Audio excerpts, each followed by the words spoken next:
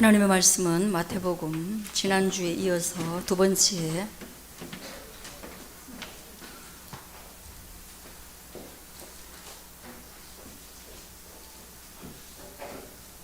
11장입니다.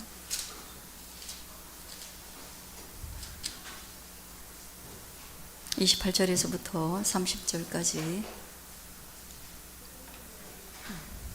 같이 읽어보도록 하겠습니다.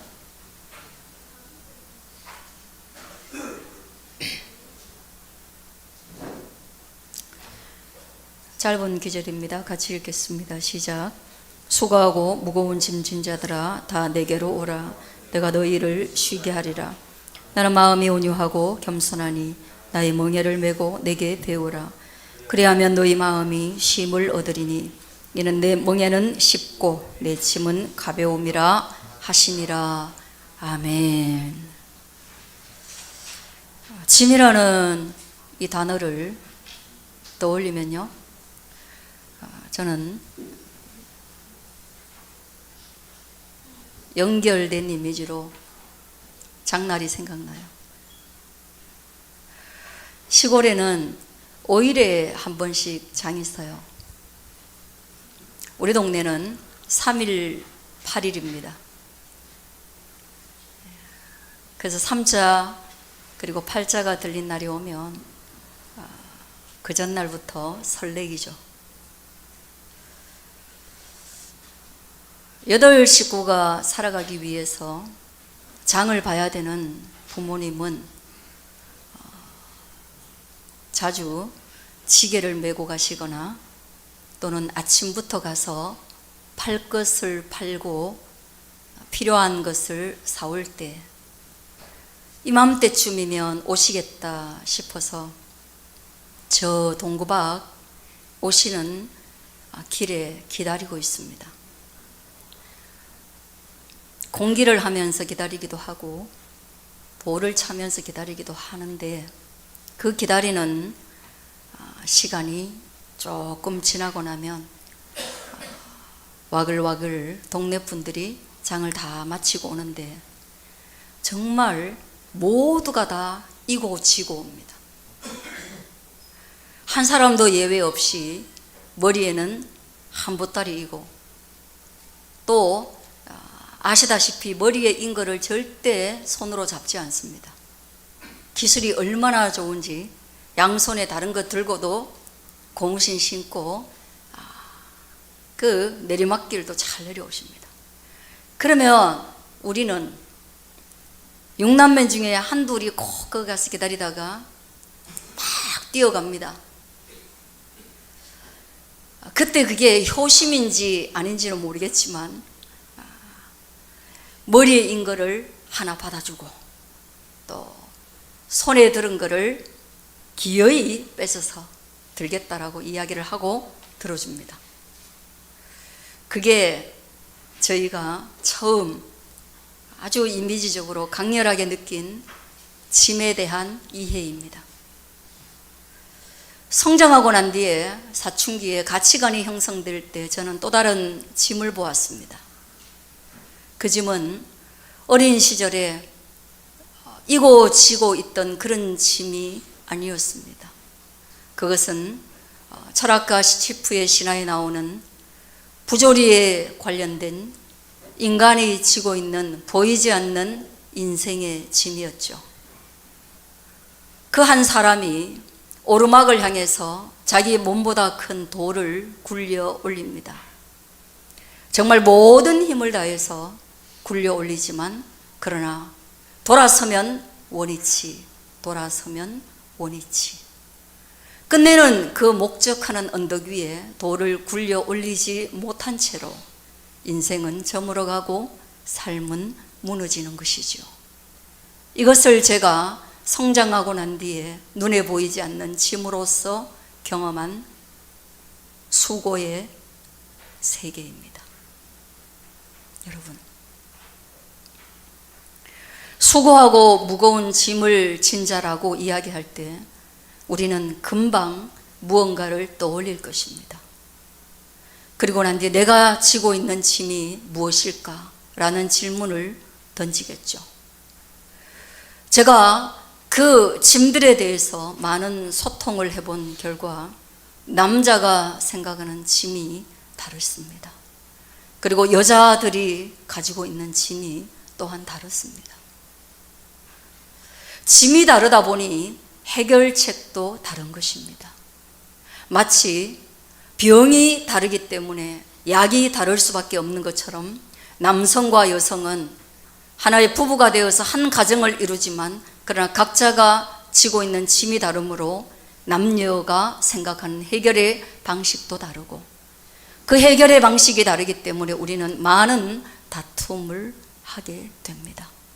여러분은 어떤 짐을 지고 있는지 모르겠어요. 남자는 경제적인 짐, 그리고 남자는 여성에 관한 짐을 지고 있다라는 것이 성경의 표현이고 그 표현은 현실에서도 틀리지 않습니다. 여자는 가정의 짐과 남편과 자녀에 관련된 짐이 주된 짐이라는 게 성경의 표현이고 또한 제가 볼 때 다르지 않습니다. 그럼 그 두 남녀가 동일하게 지고 있는 짐이 있으니 그것은 육체에 관련된 짐이며 그 모든 짐을 지고 있을 때 오는 심리에 관련된 짐입니다. 그리고 우리의 손을 벗어난 짐이 있는데 그것은 전 세계가 지고 있는 전쟁과 질병과 또한 다툼 그리고 재난, 자연환경에 관련된 짐을 우리는 지고 있습니다. 이렇게 이야기해 보니까 여러분, 한 사람이 지고 있는 짐이 적어도 벌써 분류적으로 4가지가 됩니다. 어떻게 이 짐을 해결하나? 많은 사람들이 내려놓음이라는 것을 통하여서 짐을 해결하려고 합니다. 그렇습니다. 장을 봐오면서 우리 부모님들은 중간에 몇 번을 쉽니다. 집과 장터의 거리가 한 40분이 되는데 짐을 지고 오면 1시간 정도로 늘어나기 때문이죠. 속도를 낼 수가 없습니다. 그래서 중간에 큰 재, 작은 재가 있었는데 그 재에 짐을 다 내려놓고 쉽니다. 왜? 그 고비는 너무 큰 고비인 것이에요. 그래서 인간은 쉼을 선택함으로 수고하고 무거운 짐에 대한 무게를 좀 덜려고 합니다. 힐링이라는, 그리고 여행이라는, 그리고 음식이라는 이런 여러 가지를 통해서 내려놓음으로 짐의 무게를 덜려고 하는 게 있는가 하면, 또 하나는 대단히 도전적이며 대단히 공격적으로 내가 짐보다 더 탁월한 힘을 가져야 되겠다라고 생각합니다. 그래서 사람은 기계를 개발했죠. 우리 부모님이 지고 있는 그 짐은 어느 날 리어커가 우리 집에 들어오면서 훨씬 가벼워졌고 그 다음엔 경운기가 들어왔어요. 그리고 난 뒤에 저는 단 한 번도 부모님의 짐을 들러 나간 적이 없습니다. 왜냐하면 경운기는 우리 모든 가족이 가지고 있는 손의 힘보다 훨씬 더 마력을 가지고 있기 때문이었어요. 인류는 그것을 통해서 많은 짐을 덜어낸 것이 사실이에요. 그러나 다 해결이 됩니까? 우리는 비용을 지불해야 되는 많은 문제와 난관에 부딪히면서 다만 이 짐이 저 짐으로 바뀌었다라는 것 외에 무엇이 있겠습니까?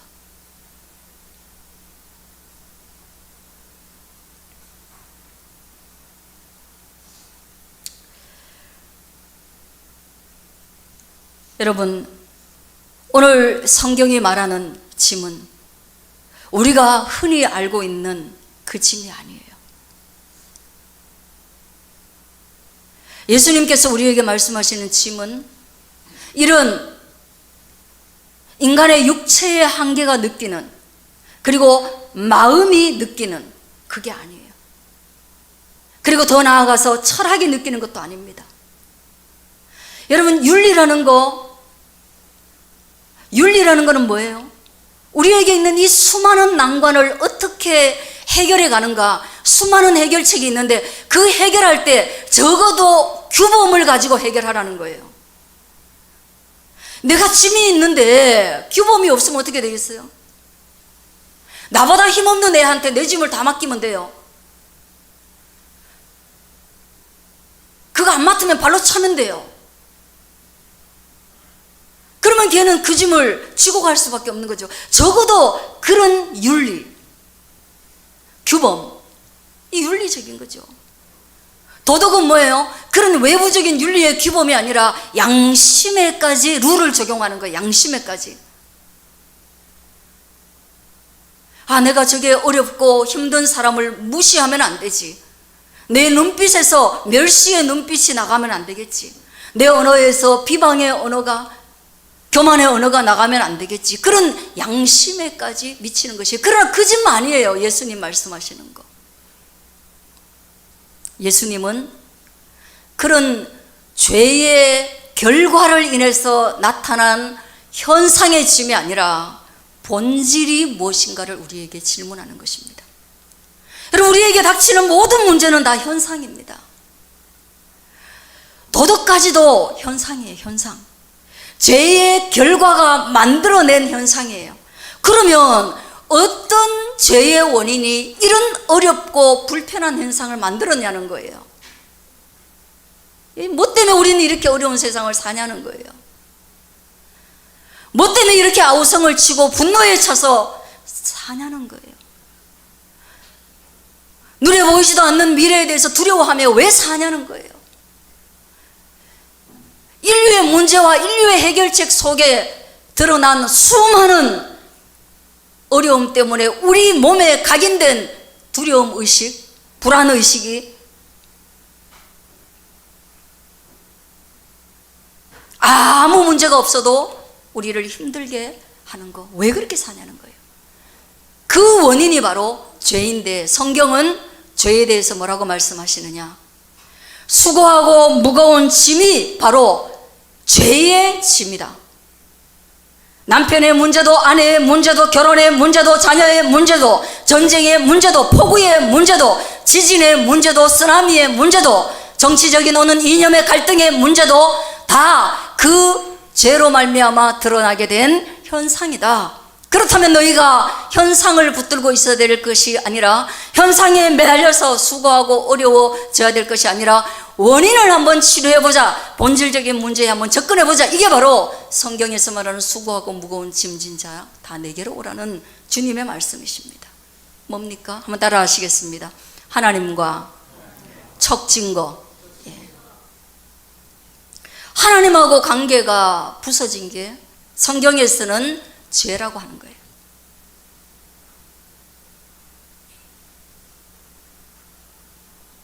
그래서 성경은 이 죄에 대해서 우리가 뭔가 관역을 향해서 활을 당겼는데 관역이 잘못됐다는 거예요. 우리 문제 해결의 관역이 잘못된 거예요. 우리의 관역이 뭐냐? 하나님에게서 멀어졌기 때문에 다시금 하나님께로 돌아가는 것이 바로 죄를 극복하는, 인생에 많은 수고하고 무거운 짐을 진 것을 해결해가는 본질적 문제라는 것입니다. 믿으시기를 간절히 축원드립니다. 여러분 믿으세요.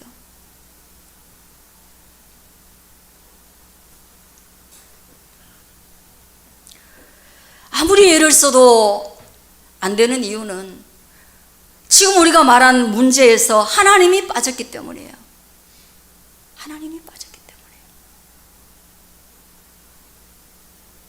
선악과를 먹었다라는 것은 인류에게서 하나님을 몰아낸 것입니다. 하나님이 만든 세상에서 하나님을 만들어내고 우리가 이 세상의 주인이 되자고 하는 도적의식으로부터 우리의 죄가 비롯된 거예요. 이것은 여러분 놀랍게도 하나님께만 그런 의식이 작동하는 것이 아니라 인간 본성 속에 너무나 많이 작동하는 도적질하는 습성이에요. 어떻게든 어느 장소에서건 어느 일에서건 어느 환경에서건 인간은 그 환경과 그 일의 주인이 되고 싶어 해서 원래 있던 주인을 몰아내려고 하는 속성이 있습니다. 그런 속성이 있어요. 그렇게 하나님을 몰아내는 것을 통하여서 하나님의 말씀이 인간에게 작동하는 거예요. 그게 뭐예요? 너가 나를 몰아내지 않고 이 에덴에 하나님이 심어준 논리대로 살아가면, 로직대로 살아가면 너는 아무 일도 일어나지 않아.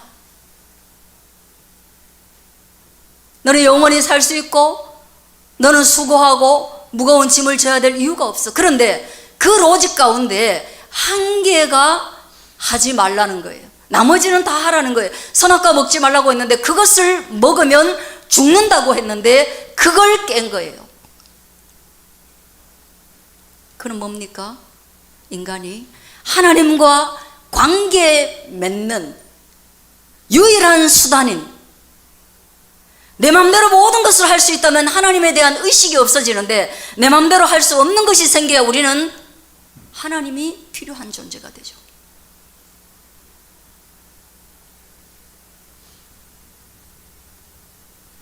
선악과를 보는 순간 인간은 하나님이 필요한 존재, 하나님을 의존하는 존재, 하나님께 감사하는 존재, 하나님 아래에 있는 존재라는 생각을 하게 되는데 그걸 침범했어요. 그러면서 하나님이 죽으리라고 한 모든 그 죄의 현상, 죽음의 현상에 놓이게 된 거예요. 그 죽음의 현상이 바로 첫째, 하나님과 내가 대화가 안 된다는 거예요. 여러분, 하나님과 내가 대화 안 됩니다. 지금 여러분, 하나님의 의식이 없잖아요. 여러분, 하루를 살면서 하나님을 의식 얼마나 하시나요?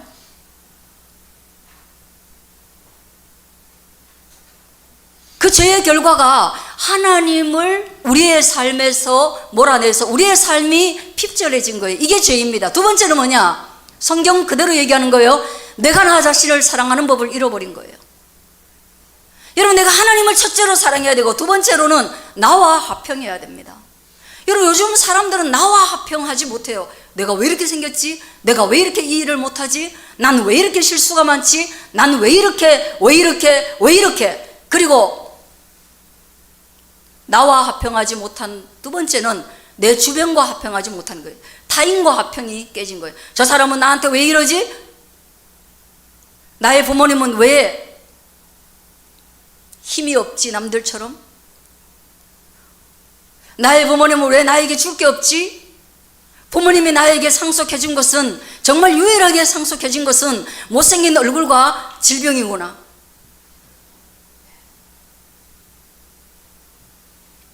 저도 그런 생각했으니까요.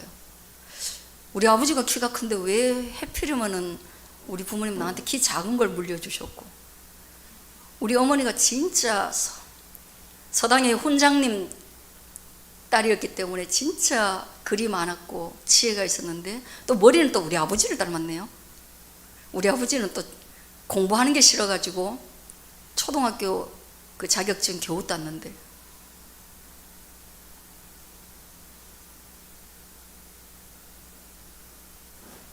타인과 화목하는 거, 이게 깨졌어요. 그래서 여러분은 사람을 비난합니다. 다른 사람을 원망하고 모든 문제의 원인을 타인에게 돌립니다. 그러지 마세요. 또 하나님과 우리가 선악과를 먹으며 우리가 받게 된 죄로 인한 세상의 결과는 뭐냐? 만물과 화목하지 못한 거예요. 자연 세계와 우리가 관계가 깨졌어요. 그래서 세상에는 정말 우리에게 독초가 없었단 얘기예요. 독버섯이 없었어요. 독초가 없었어요. 그리고 약초도 없었어요. 약이 필요 없으니까. 가시와 엉겅퀴가 없었어요. 그리고 사람을 잡아먹는 맹수가 없었어요. 거머리가 없었단 얘기예요.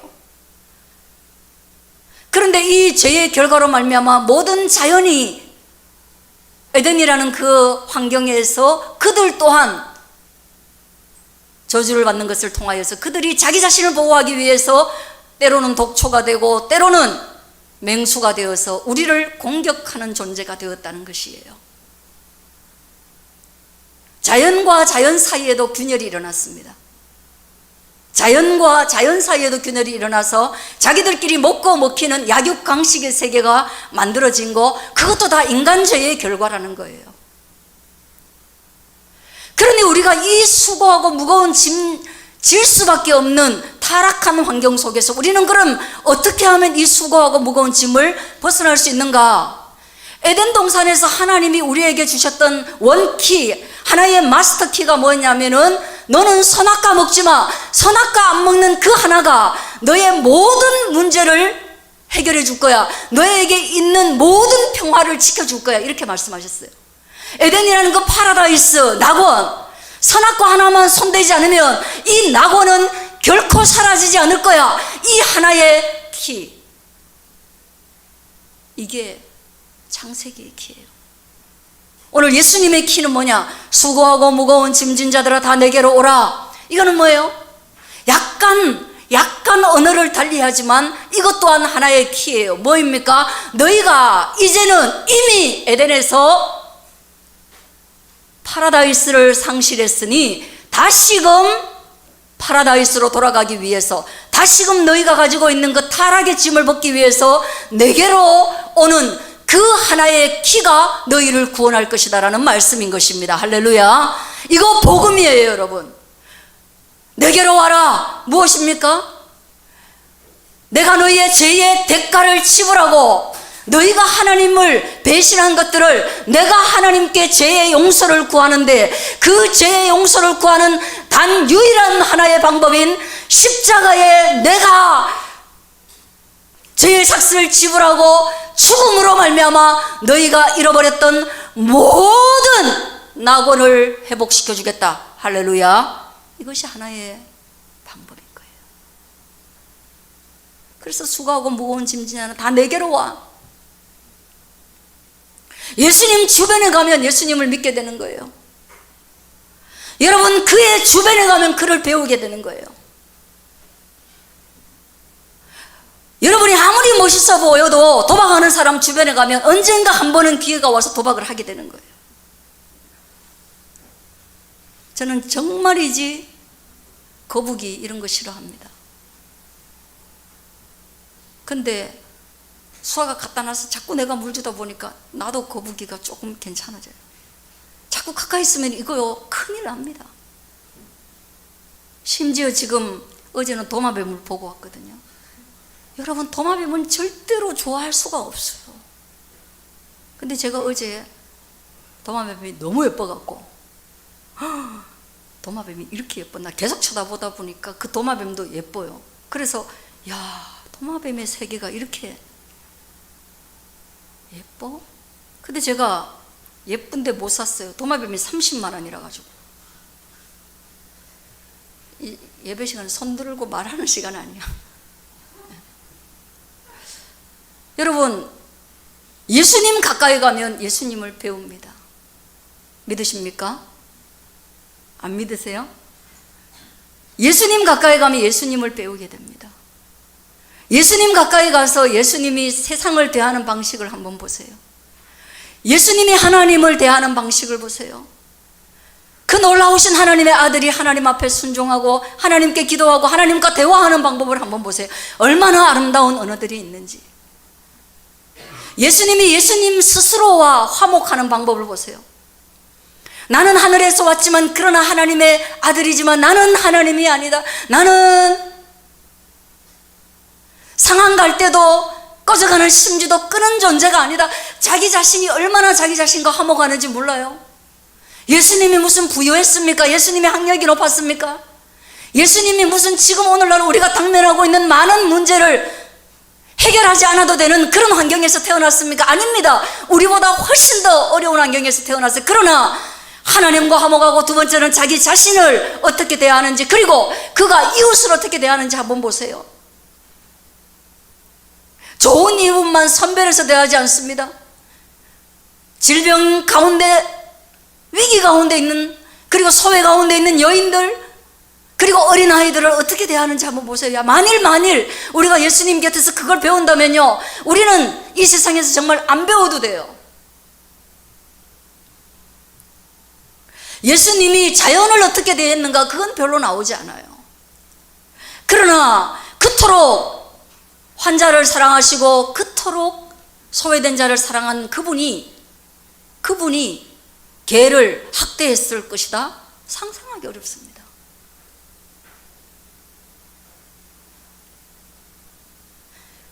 예수님 곁에서 배우신다면 여러분이 5,000명을 먹일 수 있는 그런 사람이 될 수 있다는 것을 저는 확신합니다.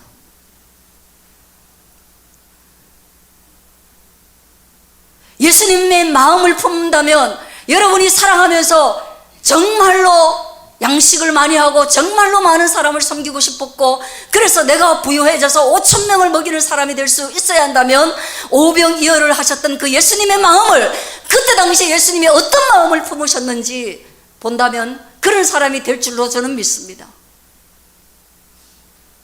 그래서 예수님이 내게로 오라고 하시는 거예요. 예수님께로 가십시오.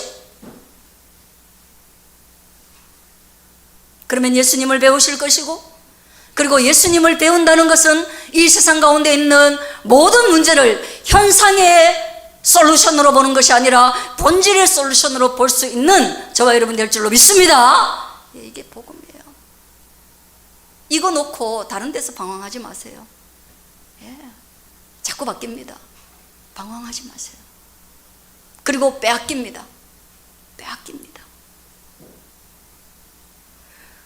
돈 없으면 불행하지 않고, 건강을 잃어도 불행하지 않고, 또 뭔가 문제에 쌓여도 키가 좀 작아도 불행하지 않고, 저처럼 머리가 안 좋아도 불행하지 않을 수 있는 이유는, 그것은 본질의 그리스도 예수가 나와 함께 하시고, 그분이 지금도 말씀하시고 오늘도 나와 동행하실 뿐 아니라 내 마음속에서 창세기에서 잃어버렸던 그것을 십자가로 구원하셨기 때문입니다. 그 구원의 구체적인 모든 방법을 이 사순절 기간 동안 저와 여러분이 깊이 나눌 수 있기를 주의 이름으로 축원합니다. 기도하겠습니다.